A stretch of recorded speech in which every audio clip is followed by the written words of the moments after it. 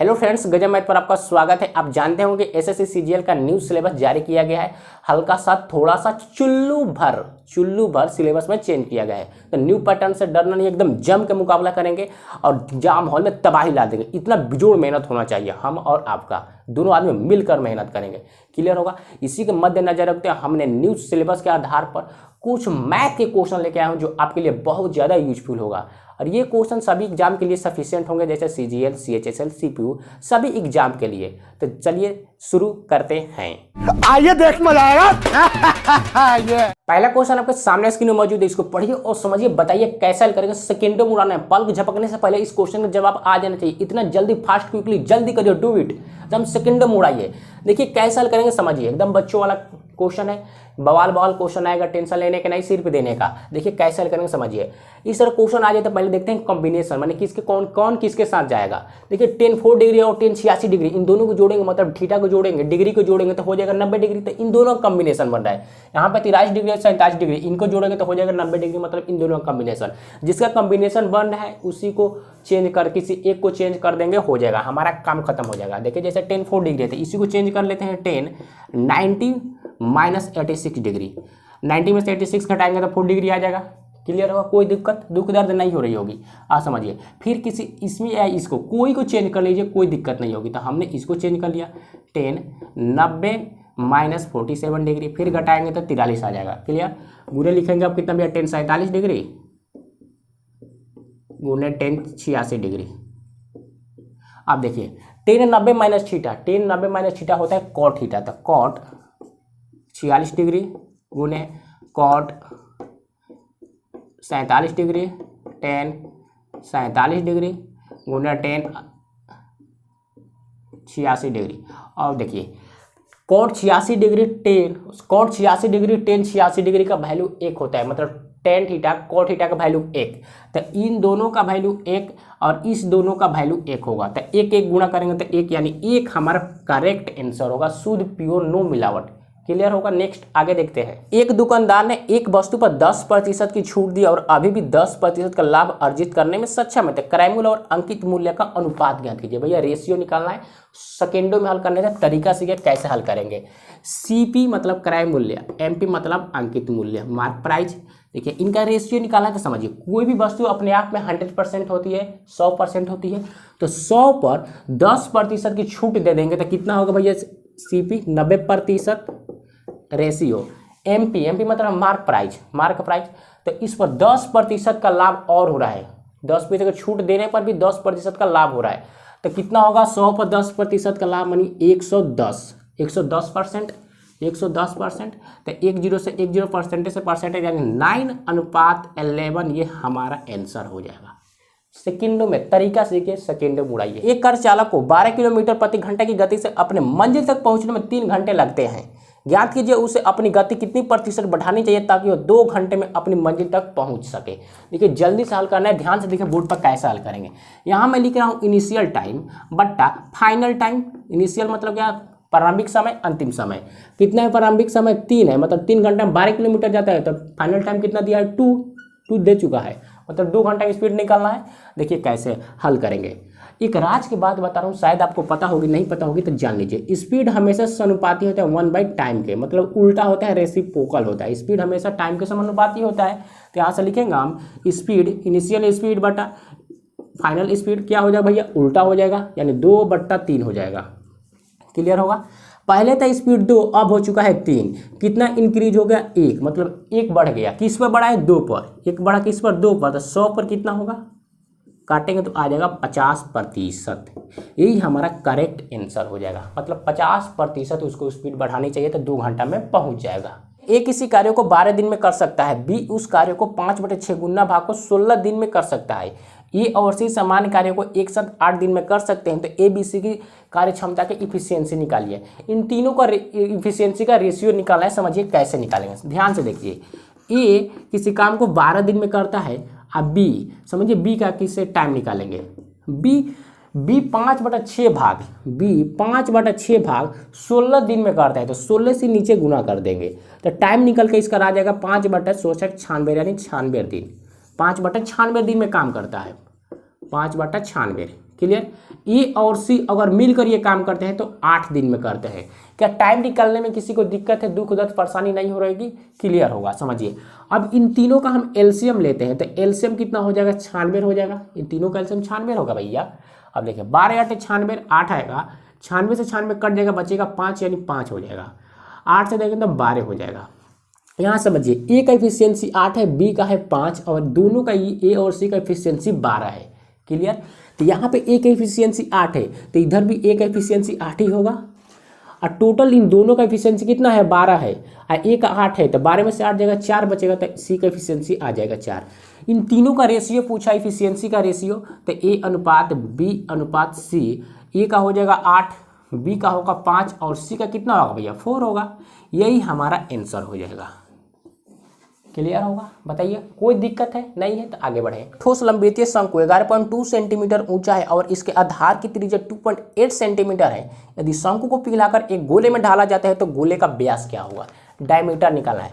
एक बात बताइए, आपके पास एक क्या है, शंकु है, अगर उसे आप पिघलाकर गोला बनाएंगे तो क्या होगा, उसका आकार चेंज होगा, पदार्थ उतना ही रहेगा, मटेरियल उतना ही रहेगा, क्लियर होगा, मतलब वॉल्यूम उतना ही रह जाएगा। तो मतलब शंकु का आयतन गोला का आयतन क्या होगा, बराबर हो जाएगा। तो हमने लिखा शंकु का आयतन अब बराबर गोला का आयतन, सिर्फ आकार चेंज हो गया, मटेरियल उतना ही रहेगा, तो इसीलिए हमने आयतन बराबर कर दिया। अब शंकु का आयतन होता है 1/3 पाई आर स्क्वायर एच बराबर गोला का आयतन होता है 4/3 पाई आर क्यू, क्लियर। 3 से 3 काटेंगे, पाई से पाई काट दिया, बच गया आर स्क्वायर एच। आर का वैल्यू कितना है, 2.8, तो 2.8 लिखेंगे 2 बार, खोपड़ी पर 2 बार है। तो ऊंचाई कितना दिया भैया, 11.2 सेंटीमीटर बराबर 4 क्यू, क्लियर। अब देखिए 4 से काटिए, 4 से कौन कट सकता है, काटेंगे, इसको काटिए।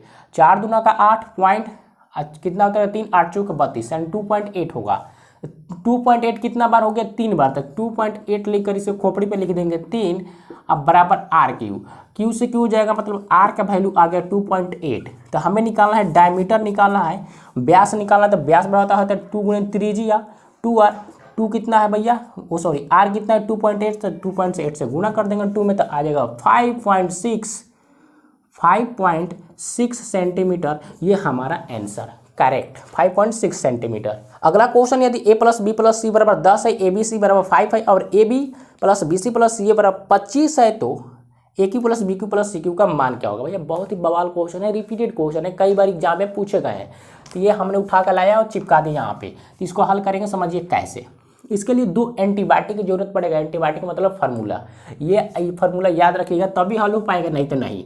समझिए क्या फार्मूला है, a + b + c का होल स्क्वायर, याद रखिए क्या होता है, a² + b² + c² plus 2ab + bc + ca। ये फार्मूला ये आपको याद होनी चाहिए तभी हल हो पाएगा। a b c का वैल्यू कितना है, 10 है, क्वेश्चन में 10 दिया है, तो पावर पर 2 है, मतलब खोपड़ी पर 2 है, तो स्क्वायर करेंगे तो 100 हो जाएगा, क्लियर।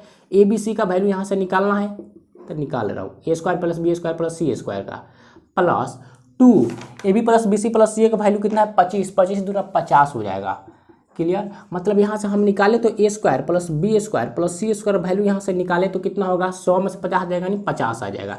क्या आपको यहाँ पे दिक्कत हो कोई, तो हमें बताइए खुलकर, कोई दिक्कत नहीं है। तो एक और एंटीबायोटिक लगाना पड़ेगा, क्या है समझिए, AQ + BQ + CQ - 3ABC बराबर होता है भैया a + b + c इंटू यहाँ पे लिखेंगे a² + b² + c², फिर कोष्ट लगाएंगे, यहाँ पर होगा भैया कितना, ab + bc + ca। ये फार्मूला नहीं है, बवाल है, इतना बड़ा फार्मूला होता है, बताइए। तो ये फार्मूला हो गया, ये आपको याद होनी चाहिए तभी हल हो पाएगा। AQ + BQ + CQ का तो वैल्यू निकालना है, तो यहाँ से लिख रहा हूँ AQ + BQ + CQ minus 3ABC का वैल्यू कितना दिया, 5 दिया है, तो 5 × 15 हो जाएगा, क्लियर। ABC का वैल्यू कितना है भैया, ABC का वैल्यू 10 था, यानी तभी तो 100 हुआ है, तो 10 है, तो यहाँ पे 10 लिख दिया हमने गुना। यहाँ समझिए a² b² + c² वैल्यू 50 निकाला है, तो 50, क्लियर। ABC का वैल्यू, सॉरी यहाँ माइनस होगा, माइनस छूट गया है, माइनस डाल लेना है, यहाँ पे माइनस होगा। AB + bc + ca का वैल्यू कितना है भैया, 25 है, 25 है, तो 50 में से 25 जाएगा कितना होगा 25 होगा। तो डायरेक्ट यहाँ पे 25 लिखकर और डायरेक्ट गुना कर देंगे तो कितना होगा भैया 250। कितना होगा 250, 250। क्लियर होगा। शॉर्ट में करना है, जल्दी जितना कर ले। A Q plus B Q plus C Q बराबर यहाँ प्लस में इधर जाएगा, सॉरी माइनस में इधर जाएगा तो प्लस में होगा, यानी कितना होगा 265 हमारा करेक्ट आंसर हो जाएगा। क्लियर होगा। ये दो एंटीबायोटिक आपको पता होनी चाहिए तभी होगा, नहीं तो दिक्कत हो जाएगी बहुत ज़्यादा। 2 वर्षों में 2,10,000 पर चक्रवृद्धि ब्याज ज्ञात कीजिए। यदि पहले वर्ष के लिए ब्याज की दर 3% प्रति वर्ष है और दूसरे वर्ष के लिए 6% प्रति वर्ष है। देखिए कंपाउंड इंटरेस्ट निकालना है, समझिए कैसे हल करेंगे। आपको पता होगी ये कंपाउंड इंटरेस्ट यानी CI बराबर क्या होता है भैया, amount minus principal. Amount minus principal होता है मूलधन मिश्रधन माइनस मूलधन। क्लियर। देखिए अमाउंट धन कितना है भैया बताएगा कोई, 2,10,000 रुपया धन है। इस पर रेट कितना लग रहा है 3% पहले वर्ष, दूसरे वर्ष 6%। तो 100 पर 3% बढ़ाएंगे तो कितना होगा 103/100 गुने 6% बढ़ाएंगे तो कितना होगा 106/100। क्लियर। इसमें कोई दिक्कत नहीं हो रही होगी। माइनस हो तो माइनस लगाएंगे। अब प्रिंसिपल कितना दे चुका है भैया 2,10,000 हो गया। इसमें कोई दिक्कत हो रही है तो बताइए हमें। कोई दिक्कत नहीं होगी भैया, एकदम ईजी है, ये क्या करना ही है बस बैठाना है। देखिए 2 0 ये 2 0, 4 0 कट जाएंगे, 4 0 कट जाएगा ये। क्लियर। अब देखिए यहाँ पे बहुत बिजोड़ हो गया, गुना भाग करना है। गुना भाग तबाही मच जाएगा, पसीना छूट जाएंगे। तो कैसे गुना करेंगे समझिए, यूनिट डिजिट से जाते हैं। 6 है 3 है यहाँ पे 1 है, तो 6 से गुना कर 36, 18 यहाँ पे 1 मैंने 18 क्यों 18 का यूनिट डिजिट होगा 8, तो 8 लिख दिया। अब माइनस है तो माइनस, यहाँ पे यूनिट डिजिट कितना है 0, घटाएंगे तो आएगा 8। तो ऑप्शन में चेक करते हैं किसका यूनिट डिजिट 8 है। जिसका यूनिट डिजिट 8 होगा वही हमारा आंसर होगा। तो ऑप्शन नंबर यही है 19,278 है, तो हमारा एक करेक्ट आंसर होगा। लास्ट में कितना इकाई स्थान कितना है 8 है, इकाई अंक 8 है, तो 8 वाला आंसर। क्लियर होगा। समझ गए। गुना भाग नहीं करना है, बहादुरी नहीं दिखाना एग्जाम हॉल में, यूनिट डिजिट से जाना है, सेकंडों में हल कर लेंगे। उम्मीदवारों के बीच एक चुनाव में एक को कुल बौद्ध मतों के 55% मत मिले हैं, मतों का 20% अमान्य हो गए हैं। यदि कुल मतों की संख्या 7500 थी तो दूसरे उम्मीदवार को मिली बौद्ध मतों की संख्या कितनी थी। देखिए मतलब दूसरा व्यक्ति को कितना वोट मिला है यही निकालना है। समझ गए। देखिए कैसे निकालेंगे समझिए। पहले निकालते हैं वैलिड वोट, वैलिड वोट भी से वैलिड भी से वोट, तो भी लिख दिया। वैलिड वोट निकाल रहा हूँ। देखिए हमने मान लिया वोटों की संख्या 100% थी, 100% थी, उसमें से 20% अमान्य हो गया, मतलब खत्म हो गया, बाय बाय हो गया, तो बचा कितना 80%। तो 80% क्या हो गया वैलिड वोट हो जाएगा। क्लियर। अब देखिए इसको फ्रैक्शन में चेंज करेंगे 80% को, तो आएगा 4/5, 4/5। टोटल वोटों की संख्या कितना है 7500 थी, तो 7500 से गुणा कर देंगे। इसको काटिए 5 से, 5 से काटेंगे तो 15 5 75 यानी कितना होगा 1500। अब गुना करेंगे तो 15 चौके 60 यानी 6000 हो गया क्या वैलिड वोट। पहले था कितना 7500, अब हो गया 6000। क्यों? क्योंकि 20% वैलिड इनवैलिड हो गए हैं। क्लियर। समझ गए होंगे। अब देखिए टोटल वोट है कितना 100%। टोटल वोट कितना है 100%। उसमें से एक व्यक्ति को मिल गया 55% वोट।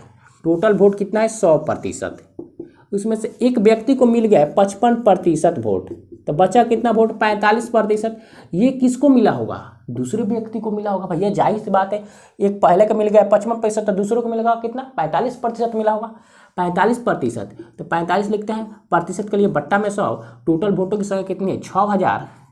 6000 काटेंगे तो कितना 2 0 से 2 0 गायब होगा, 60 बचेगा 45। गुना का 45 छक्का होता है 270, 270। अब पहले से 1 0 है तो 1 0, मतलब दूसरे व्यक्ति को 2700 वोट मिला होगा। यही हमारा करेक्ट आंसर होगा। मोहित और रोहित की वर्तमान आयु का अनुपात 7:8 था। 10 वर्ष पहले उनकी आयु का अनुपात 9:11 था। तो उनकी वर्तमान आयु का योग ज्ञात कीजिए। ध्यान से देखिए बोर्ड पर कैसे हल करेंगे। M फॉर हमने लिखा Mohit, R for Rohit. Clear. Present age यहाँ से लिख रहा हूँ, प्रेजेंट एज। प्रेजेंट एज कितना है इन दोनों का 7:8, 7:8 है एज, प्रेजेंट एज। इनका रेशियो है। अब देखिए 10 वर्ष पहले इनका रेशियो कितना हो जा रहा है, माइनस का 10 वर्ष पहले कहे तो इसलिए माइनस। 10 वर्ष पहले इनका रेशियो कितना है 9:11 हो जाता है। अब देखिए हल करने के लिए इसमें x से गुना कर दिया, इधर भी x से गुना कर देते हैं। समझिए कैसे हल करेंगे। तो यहाँ पे लिखा 7x, अंतर कितना है 10 का, 10 माइनस बट्टा 8x। अब माइनस अंतर कितना है 10, तो 10। अब पहले कितना रेशियो था 9:11, तो 9/11। क्लियर। कोई दुख दर्द नहीं हो रही होगी। अब देखिए जल्दी से यहाँ कैसे हल करें। 11 7 77, 9 8 72, 77 में से 72 घटाएंगे 5x आ जाएगा। क्लियर। बराबर लगाइए 11 दाएँ के 110, 9 से गुना करेंगे तो 90 आएगा, 9 दाएँ 90। तो 110 में से 90 करेंगे तो कितना होगा भैया 20 होगा। तो 5 चौके 20 यानी x का वैल्यू आ गया हमारा 4। क्लियर, x का वैल्यू कितना आ गया 4। यहाँ पर x का वैल्यू रखते हैं 4, तो कितना 7 चौके 28, और यहाँ x का वैल्यू 8 चौके 32। अब पूछ रहे इन दोनों का योग, तो इनको जोड़ देंगे, तो जोड़ेंगे तो कितना भैया 8 2 10 यानी कितना हो जाएगा 60। 8 2 10 यानी कितना होगा 60 हमारा हो जाएगा एज। इन दोनों का योग कितना होगा 60। यही हमारा करेक्ट आंसर होगा, शुद्ध प्योर नो मिलावट। पी क्यू आर एस एक समानांतर चतुर्भुज है जिसमें P Q 11 centimetre, Q R 13 और पी आर 16 सेंटीमीटर। विकर्ण की लंबाई का अंतर क्या है? डिफरेंस निकालने, समझिए कैसे हल करेंगे।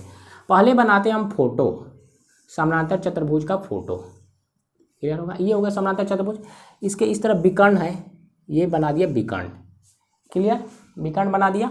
देखिए नाम रखते हैं P Q R S. R S P Q की लंबाई पी क्यू 11 है, जल्दी जल्दी वैल्यू पुट करते हैं। P Q 11, Q R Q और आर, क्यू आर कितना है भैया 13 और पी आर 16। क्लियर है। अब देखिए विकर्ण एक दूसरे को समविभाजित करते हैं एक दूसरे पर, तो आमने सामने की भुजाएं बराबर होती है, तो ये 13 है तो ये भी 13, ये 11 हो जाएगा। क्लियर, ये 11 है तो ये 11। तो विकर्ण दूसरा विकर्ण की लंबाई निकालेंगे तभी तो डिफरेंस निकालेंगे, तो पहले विकर्ण निकालते हैं। देखिए विकर्ण निकालने के लिए आपको एक शुद्ध एंटीबायोटिक की जरूरत पड़ेगी, क्या है समझिए। d1 का स्क्वायर प्लस d2 का स्क्वायर बराबर 2 into A square plus B square. Clear होगा, समझिए होंगे। देखिए d1 प्लस d2, d1 कितना है भैया d1 मतलब विकर्ण, d मतलब विकर्ण, a का मतलब भुजा, तो d1 कितना है 16 है, तो 16 का स्क्वायर प्लस d2 का स्क्वायर बराबर 2, 11 के स्क्वायर प्लस दूसरी भुजा कितना है 13 का स्क्वायर।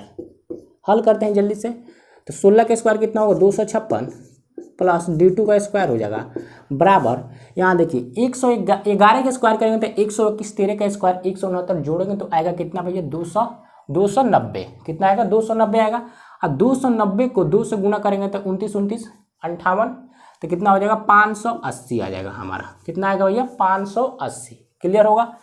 यहाँ से d2 का स्क्वायर बराबर 580 है, 256 है, माइनस करेंगे तो कितना होगा 56 है, तो कितना होगा भैया 10 में से 6 हो जाएगा यानी कितना होगा 4, यानी हो सकता है 324।